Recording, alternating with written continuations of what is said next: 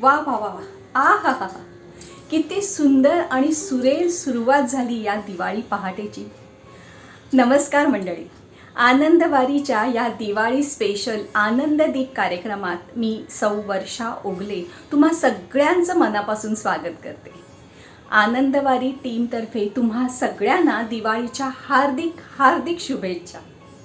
आपल्या या आनंददीप कार्यक्रमाची सुरुवात तर आशिष दांडेकर यांच्या सुरेल सतार वादनानं झाली आहेच.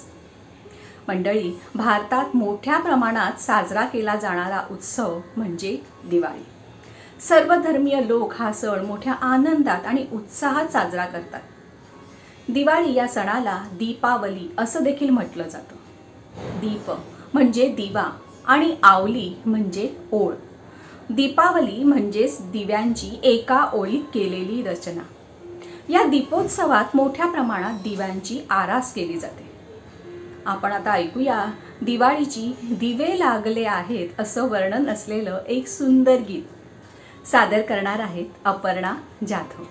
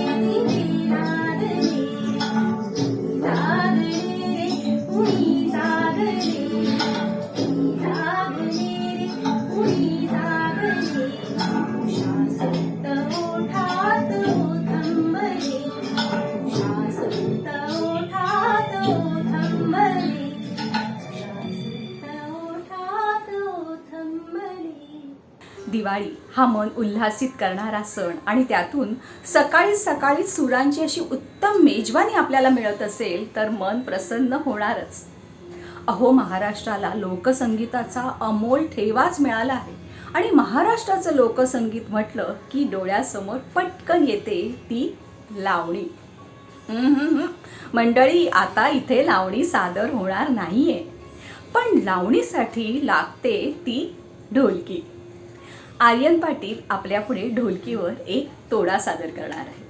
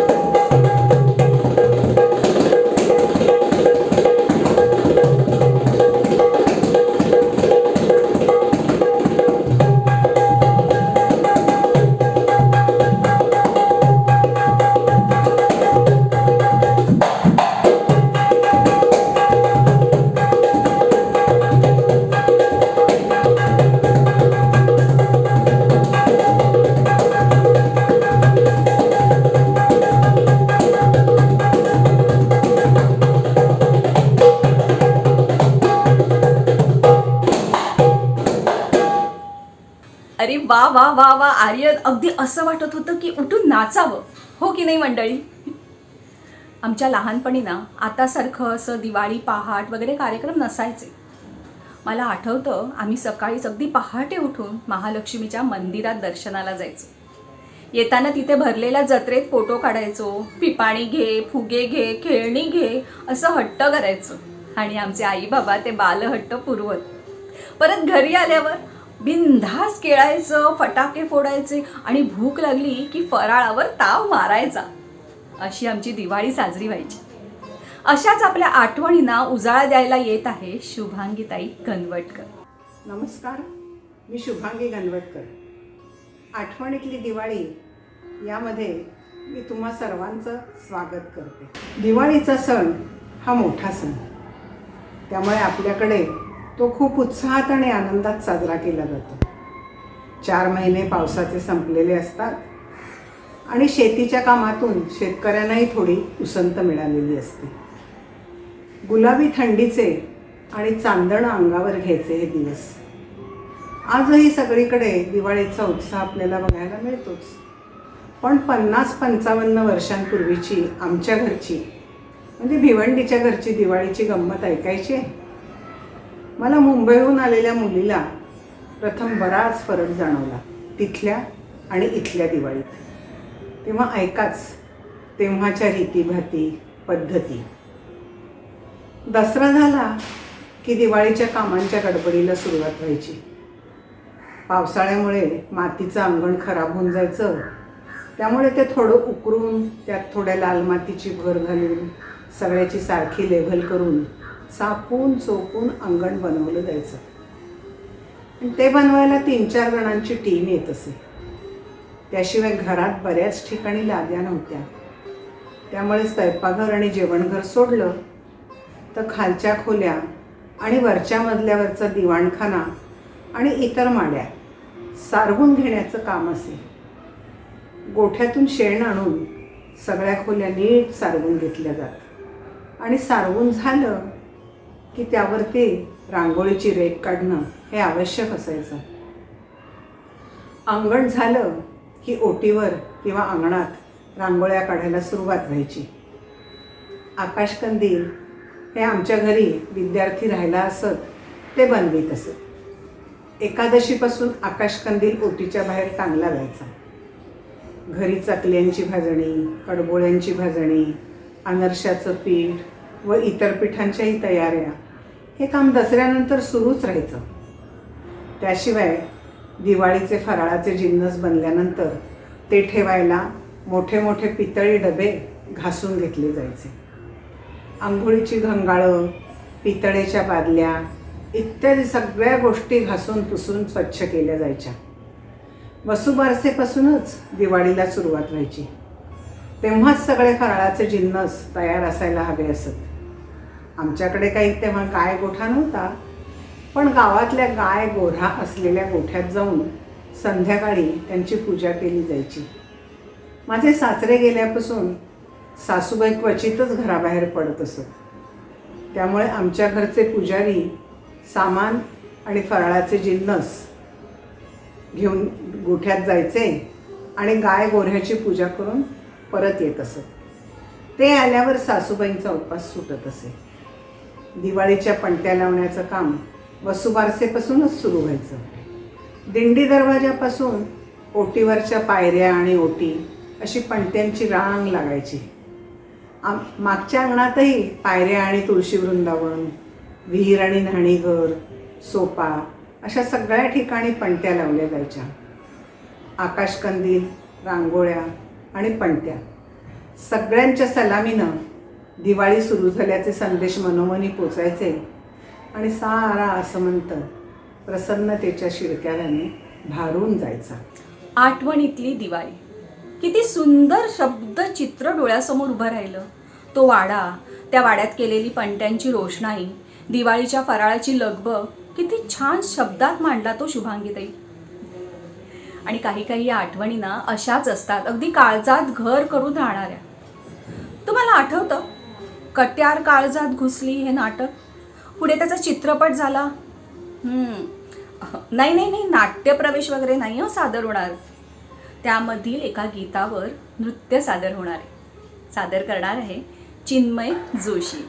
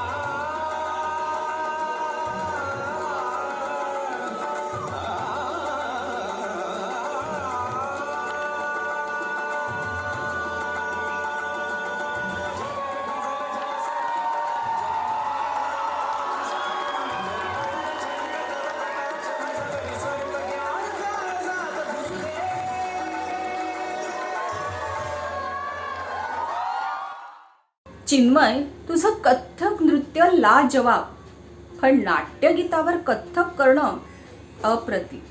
हा जो काही तू सुंदर मिलाप घडवून आणलायस ना, वा वा वा, क्या बात आहे. मंडळी, अनेक उत्तमोत्तम कलाकार आपल्या महाराष्ट्राला लाभले. त्यातलेच 2 व्यक्तिमत्व म्हणजे शांताबाई शेळके आणि सुधीरजी फडके, म्हणजेच आपले लाडके बापूजी. या दोघांच्या हातून तयार झालेली एक रचना म्हणजेच एक भावगीत. कुठलं? तोच चंद्रमा नभात. आणि हेच भावगीत आपल्यापुढे सादर करत आहेत सुहास काळे.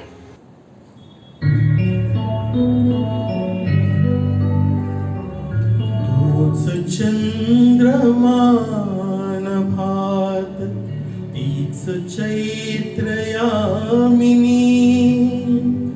तोच चंद्रमा नभात, तीच चैत्र यामिनी. एकांती मज समीप, तीच तुही कामिनी. तीच तुही कामिनी. घे सखे मला घरात,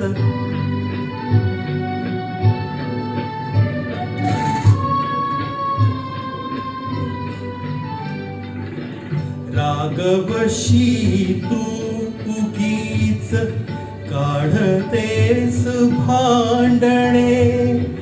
रागाने रूप तुझे अधिक होय देखणे. रागाची तेवढीच उपदे मला झणी. एकाकी कुडकुडून मी मरेन या क्षणी. मी मरेन या क्षणी.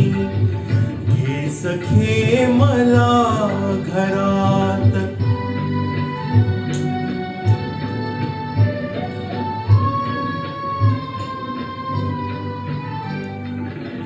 रोजच होतो उशीर, काम वाढले खरे. आणशी मनात व्यर्थ किलमिशास का बरे. तूच एक मनात, अन्य नाही चांदणी. एकाकी कुडकुडून मी मरेन या क्षणी. मी मरेन या क्षणी. घे सखे मला घरात,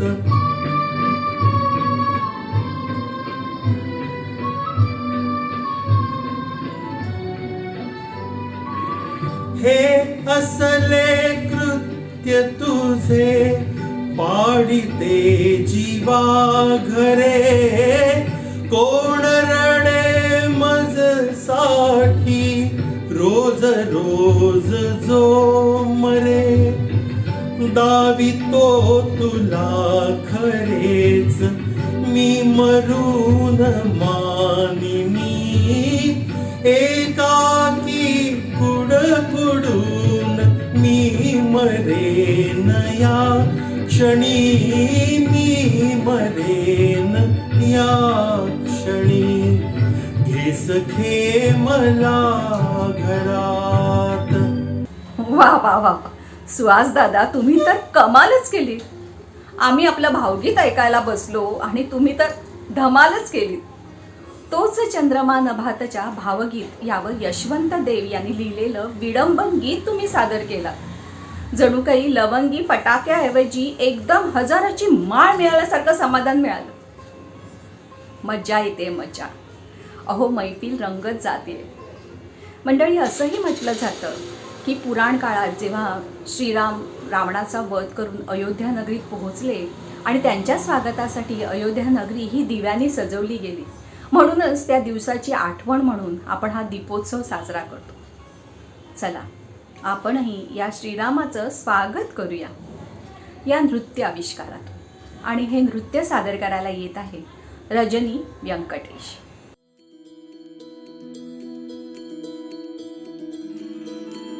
रघुकुल रीत सदा चली आई, प्राण जाए पर वचन न जाई।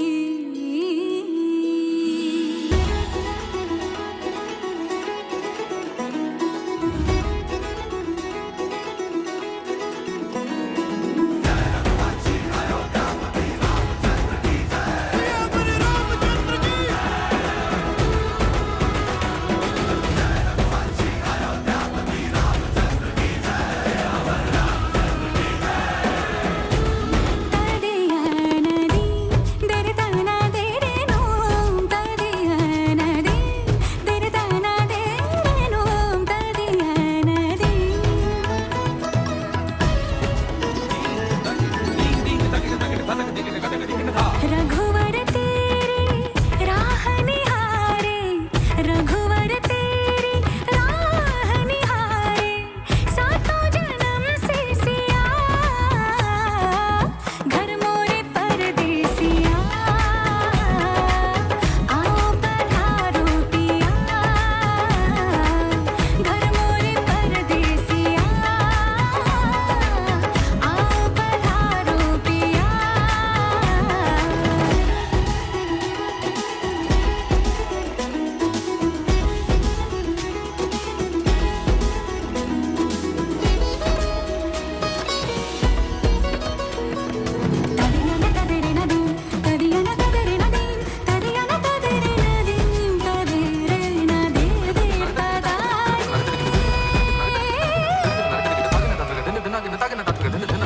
मैंने सुध बुध चैन गवा के, मैंने सुध बुध चैन गवा के, राम रतन पालिया, घर मोरे परदेसिया, आओ पधारो पिया, घर मोरे परदेसिया, आओ पधारो पिया। अप्रतिम नृत्याविष्कार, अप्रतिम गाणं आणि अप्रतिम सादरीकरण.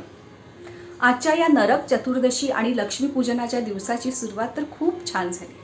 मंडळी, पुन्हा एकदा तुम्हा सगळ्यांना दिवाळीच्या हार्दिक शुभेच्छा आणि आजच्या या कार्यक्रमाची मी सांगता करते. उद्या सकाळी पुन्हा भेटूया आनंद दीपच्या दुसऱ्या भागात. धन्यवाद.